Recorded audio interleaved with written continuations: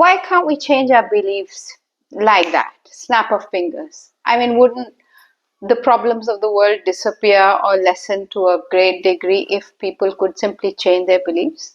But no, people fight, we have wars over religious beliefs, regional beliefs, languages, and social customs, gender roles, the notion of identification, which is again based on a belief.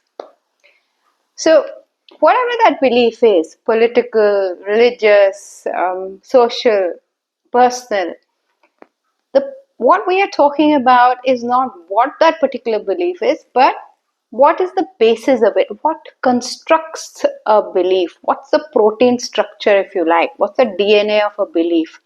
And if we really wanted to understand and transform, how does one change a belief? Well, you can only know how to change a belief once you understand how does a belief come into being.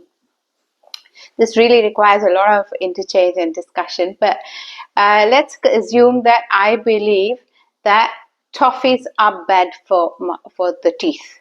Where did I get this idea? This is actually an opinion, a notion, but even as simple as this. If you're a kid, all the adults will say, don't eat too many candies, they will spoil your teeth. Don't have this, the doctor says, something you hear on TV, something you hear over the media. Where has this notion formed and how has it formed? It's formed because you've heard it again and again and again. So when you keep hearing something again and again, that becomes a belief system. This isn't very strong, of course, I'm just talking about a candy, but suppose it's a question of the way we are brought up, it's a very common thing, a bit comical. Every time you do something wrong as a kid, you find very often parents saying in India, if they subscribe to this notion of rebirth, they will say, oh, I must have done something really wrong to get a child who behaves like this. And then if you want to scold your child, you will say, in next birth, I will be your child and you will be my parent and I will do exactly the same thing. Okay. Now, you can laugh at it, but the notion of rebirth, where does this come from? It's not a scientifically proved fact. It's a notion. It's a belief. It may have come from religion, okay, but it's not like people who believe it have actually gone and done research in that religion. If you ask all the people who believe in rebirth, where did you get your notion from? Ask yourself if you believe that. Where did you get your notion from? You've heard it. Probably you have done, some people would have done some research. I know there's a lot of scientific pursuit in the notion of rebirth. So some people would have had a scientific notion behind it, not proof, but research. Okay. But mostly we've heard it again and again, and it makes sense to a lot of us, so we believe it. So if you hear something again and again, and if it doesn't violate, life doesn't violate that belief, you probably will live with it till the point something happens to challenge it. Now, if I had a belief, for instance, I might have said that people who are really into religion are great people. Well, I don't think so anymore. People who are into spirituality, so-called organized spirituality or organized religion, may be great, may not be great. Maybe the worst people hypocrites that you've ever seen. So these are again opinions, and they change. But the opinion is on a belief. How does that belief come into the picture? Have you heard it again and again? Maybe you heard that religion gives rise to piety and compassion, and you then from there you went on to I would say deduce or lead to the notion that maybe if it's organized religion, then it's organized piety and compassion. Not so.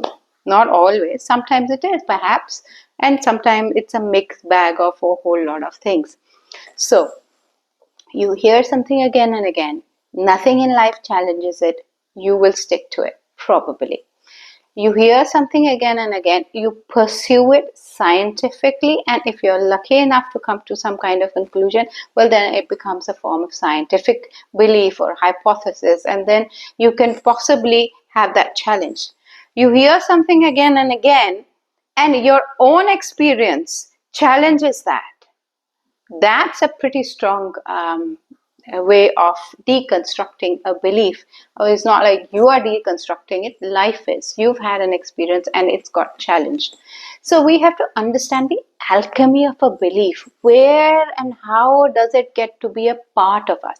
There's this book I read once, The Biology of Belief. Now, that's not a pure scientific treatise, but it does talk about the how certain thoughts, when they are repeated, how they lead to chemical changes in the body. I mean, this is a whole topic in itself, so we're not going into the scientific dimension.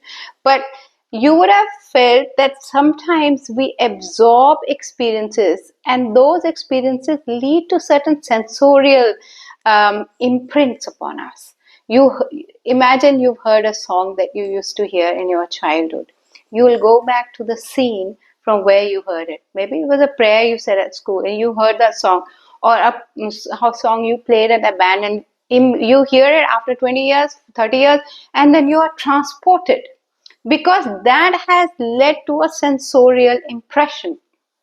The same can happen with a notion of belief. If beliefs are not just if they are repeated, but how are they repeated? Is it just intellectual, or is there a sensorial phenomena that is associated with it? Then it has become even deeper. That's pretty much what happens in a lot of religious rituals, for instance. If there is an intellectual idea and it is bound through sensorial stimuli, it's going to get anchored in you. So to dislodge that would require working at the sensorial level and not merely at the intellectual level. So we might think, oh yeah, just you have to get rid of this idea. Ideas are not in isolation. Ideas become a part of human chemistry. That's why people who've grown up with an idea will find it very difficult to change unless you have understood how that idea in the process of growing up has got instilled, and you'd very specifically, very scientifically start uprooting that in that particular way. So if it's flooded with visual images, and then you want to get rid of a belief system which is associated with visual images, you're going to have to address the visual dimension that accompanies a belief. So it's very easy to say that change your belief, change your idea, but that it doesn't happen because we have to do what has gone into the making of that belief and how the belief has got anchored in our very cells. So it's really interesting to understand how beliefs come into being and also how they can possibly change. So ask yourself, have you ever changed a belief that you had earlier? How?